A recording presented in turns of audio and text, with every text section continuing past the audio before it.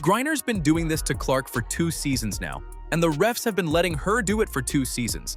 So by June 13th, it shouldn't have been a surprise anymore. It still was, somehow.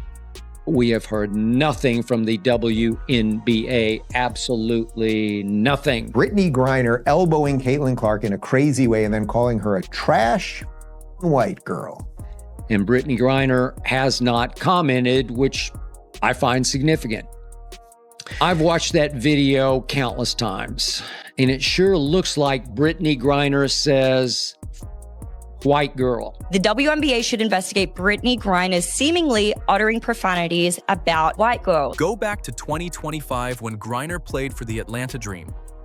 She hit Clark with a full shoulder body check, not a screen, not incidental contact, a deliberate hit that would have drawn a foul call on basically anyone else on that court.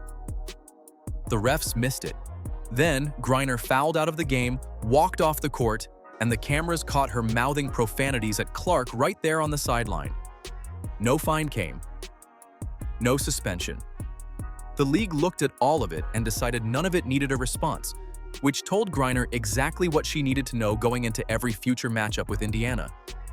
Now you tell me what it looks like Brittney Griner is saying here. For a little bit of context, this was in the 4th quarter after Brittney Griner fouled out against Caitlin Clark and Indiana Fever would go on to win by 5. Now I'm going to tell you what I think she said. Let's play it back. Looks to me like she is saying trash and then calling Caitlin Clark a complete white girl. Clark drove into the paint, ran 2-man actions with Aaliyah Boston, finished through contact in the lane, and the refs found absolutely nothing worth whistling in her direction all night. And this is going to be the balance for the Sun team, because you look at the pieces, they have very good defenders, and they're going to want to do their best to create some turnovers here. Clark, quickly, you can count it. Speaking of who's back, Brittney Griner, no good on her first attempt. And the Fever love to run. Look, you saw through the unrivaled season, and now it's a huge part of what Indiana can bring offensively. Clark likes to shoot going left and does. Let's talk about how the scoring actually broke down, because the 3-point numbers alone are worth stopping on. 5 threes on 10 attempts against a Connecticut defense that spent the whole game scheming to take away her perimeter looks. That's 50% from 3 in a WNBA game, where the other team knows exactly what's coming. Clark opened the game by answering Connecticut's early 4-0 run with a deep step-back 3 and then Indiana possessions that Connecticut couldn't afford to give up. The 2-man action between Boston and Clark still doesn't have a clean answer from opposing defenses, and Connecticut didn't find one either. So hard off the ball to get open. Multiple defenders with length all game. Got clock down to 5. She somehow found Mitchell, who just circles around. Mitchell's got to get it up. Oh, yeah! What a play! He does it the hard. Traffic, but it's the strength of just being really aggressive and attacking the basket. Clark finding her way. Oh, looked at the rim. Gets her right back to Clark. To the cup. Here. Clark has Lacan on her. That's been the matchup so far. Fading. Scoring. Clark scored 25 points without a single free throw attempt while driving and finishing and absorbing contact all night. Commentators watching live. Clark gets it to Boston. Cunningham. It's done. Clark has Griner on her, which means Boston for the kick out. Another! The speculation traces back to the Washington Mystics game, where Clark hit a buzzer beater and the celebration that followed had this chaotic, unscripted energy to it. Cunningham's role in that moment raised eyebrows internally, and then 1 game later she's suddenly out with a sore elbow. White hasn't confirmed or denied anything about a suspension. Cunningham hasn't addressed it directly either. What made Clark's post-game comments so interesting is that a reporter asked about Cunningham's performance and Clark grinned and said, "Well, she's got a new elbow," then winked.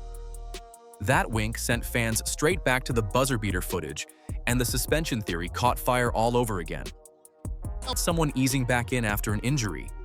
That's someone who'd been sitting and stewing and was ready to go the second her number got called. Clark pitches it to Boston. They go back to Cunningham. This time, she takes it all the way. 30 seconds to go. This Fever team showing poise down the stretch. On fire! What? Sophie, 2 huge threes in the final 2 minutes. This team was desperate for some offense. How were you able to step up and deliver? I mean, you just have to stay ready. I think in the first half, there's, you're open, but, your teammates are going off too, so you got to give them their flowers, and then you just have to stay ready. And then, minutes are up and down. You play, then you miss a game, and so it can get frustrating at times, but you just have to stay your course, run your race, and I did that, and it was my time to hit my shot, so I did it. Clark creates the chaos, pulls 2 defenders, forces rotations, and Cunningham converts the open look before the defense recovers. That was still furious when she walked into that press conference. Clark walked into that press conference and didn't wait for a reporter to steer the conversation toward officiating.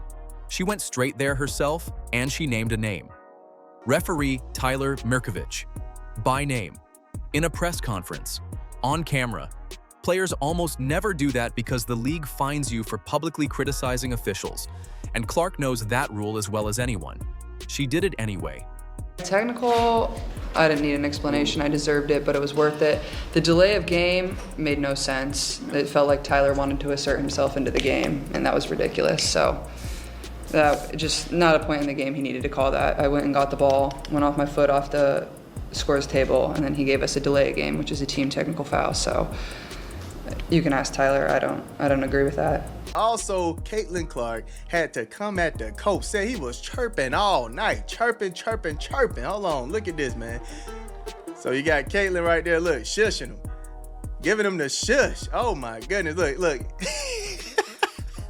he like, hey man, take her up. Look. Look, he's still crying. Look, she's shushing me. White's press conference had its own weird energy running alongside all of this. She pushed back hard on reports of internal team discord, called games for only the 2nd time in her career, which puts her right back into the MVP conversation, whether the league wants to acknowledge it or not. Every other team in this league watched her score 25 on 0 free throw attempts against a physical defense running dirty screens all night. She won anyway, and that's the problem they can't scheme around. What should the WNBA do to fix this referee mess? Let us know down in the comments below. And don't forget to like, subscribe, and turn on all notifications as we're bringing you all the action and top stories. Click the video on the screen and we'll see you in the next one.